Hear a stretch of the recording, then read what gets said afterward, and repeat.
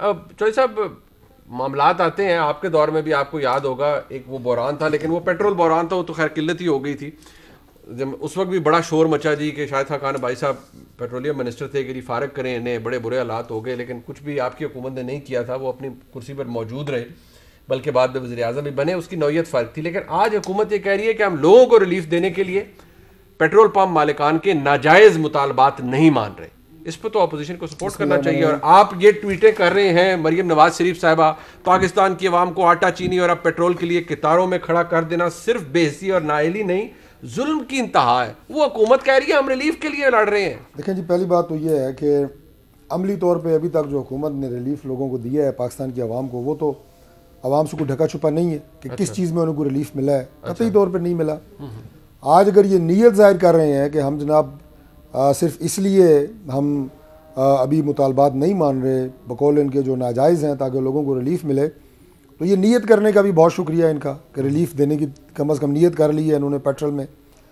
बात यह है कि जो आपने कहा ना कि मुज़ाकरात करने, डायलॉग करने, ये नौबत नहीं आनी चाहिए थी। लोगों को जो गिला है ना, जो आपने कहा कि कतारें लगी हुई हैं, मरियम बीबी की आपने ट्वीट का जिक्र किया, उसका मकसद ये है कि ये नौबत नहीं आनी चाहिए थी। अच्छा, अभी वज़ीर साहब फरमा रहे हैं भाई हमारा कि जनाब ये हल हो जाएगा हल, हमें भी पता है 2-3 दिन 4 दिन, लेकिन 2-3 दिन 4 दिन लोगों को आपने इस अजाब से गुजार के, मतलब खजल करके, रात को खजल शदीद खजल करके, रात को मैंने देखा इस्लामाबाद का कोई पंप ऐसा नहीं था जहाँ पे 1 घंटे से ज्यादा आप लाइन में ना खड़े हो तो आपको ऐसे ही है। मैं भी ढूंढ रहा था पेट्रोल स्टेशन, नहीं मिला।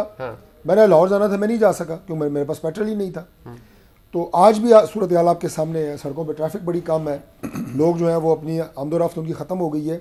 तो मकसद सिर्फ मुख्तसर ये है कि आपने अगर मामलात बातचीत के ज़रिए तय करना ही है तो ये तकलीफ़ के बगैर कर लेते तो अच्छा होता। दूसरी बात ये है जी, जो आपने अपने प्रोग्राम के शुरू में कहा कि पेट्रोल की किल्लत नहीं है, ये सिर्फ जिसको आप ये कहते हैं ना कि मैनेजमेंट इशू है ना, उसको हुकूमत कभी नहीं मानती। अब ये आप बताएं कि महंगाई जिससे आवाम की कमर टूट गई है, उसमें 2 चीज़ों के ऊपर गवर्नमेंट बात करती है। एक, आलमी मंडी में कीमतों में इजाफा हुआ, दूसरा जी कोविड। जो बरह रास्त चीज़ें से मुतासर हुई हैं उनको अगर आप साइड पे भी कर दें, मान भी लें आपकी बात, तो जो हमारी लोकल प्रोडक्शंस हैं जिनका आलमी मंडी से कोई ताल्लुक नहीं है, वो भी महंगी हुई है। वो तो पेट्रोल स्टिकर है ना, मतलब वो सब्जी, टमाटर, टीले, फ्रूट, मुर्गी, अंडा। अगली बात सुनिए, अब सिर्फ एक मिसाल मैं दे रहा हूँ आपको मिसमैनेजमेंट क्या है। अब चीनी की बात होती है जी, गन्ना की क्रशिंग हुई, फलान हुआ, ये एक टेक्निकल डिबेट है।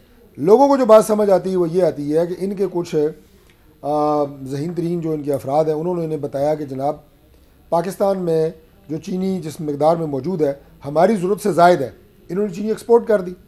जब एक्सपोर्ट हो गई तो फिर कुछ लोगों ने बताया कि नहीं ये तो ज़ायद नहीं थी, तो शॉर्ट हो गई है, फिर इम्पोर्ट हो गई। ये मिसमैनेजमेंट है। उससे जो इफेक्ट आता है आप उसे कैसे आलमी मंडी से जोड़ सकते हैं, आप उसे कैसे कोविड से जोड़ सकते हैं। ये आप कहते हैं मैनेजमेंट इशू। मुझे एक बात बताएं, आप ऑपोजिशन में, लेकिन क्या आप पेट्रोल पंप मालिकान की जो एसोसिएशन है उसका मुतालबे को दुरुस्त समझते हैं कि 6% मुनाफा हमारा हो जाए और हमारा इतना, वो हुकूमत कहती है कि इसका जो खमियाजा है वो आवाम को भुगतना पड़ेगा, इसलिए हुकूमत उनसे नेगोशिएट कर रहा था और शायद अभी आगे जो है वो फरोख्त बताएं कि इस वक्त वो कितना मुनाफा ले रहे हैं, कितने % ले रहे हैं और वो डिमांड कितनी कर रहे हैं। ये तो टेक्निकल बात है ना, इसमें कोई पॉलिटिक्स नहीं है। हम क्यों कहें कि उनका कोई नाजायज़ मुतालबा पूरा किया जाए, लेकिन अगर कोई जायज़ मुतालबा है तो फिर पूरा होना चाहिए। एक बात, अब एक आखिरी बात मैं आपको अर्ज़ कर दूं, अभी पेट्रोल की कीमतों को जो इन्होंने दोबारा वो कहा कि आलमी मंडी और वो सारा, पेट्रोल की कीमतों में इजाफा IMF की शराइत से भी मुंसलिक है। हर महीने उन्होंने कहा हमने बढ़ाना है, तो अभी आगे भी बढ़े, यकम को भी शायद बढ़ेगा। आप फिर ये कहें ना कि हम असल में पेट्रोल की कीमतों में इजाफा जो है वो IMF की शराइत की वजह से पहले बढ़ाते हैं। अच्छा। और आलमी मंडी जो है वो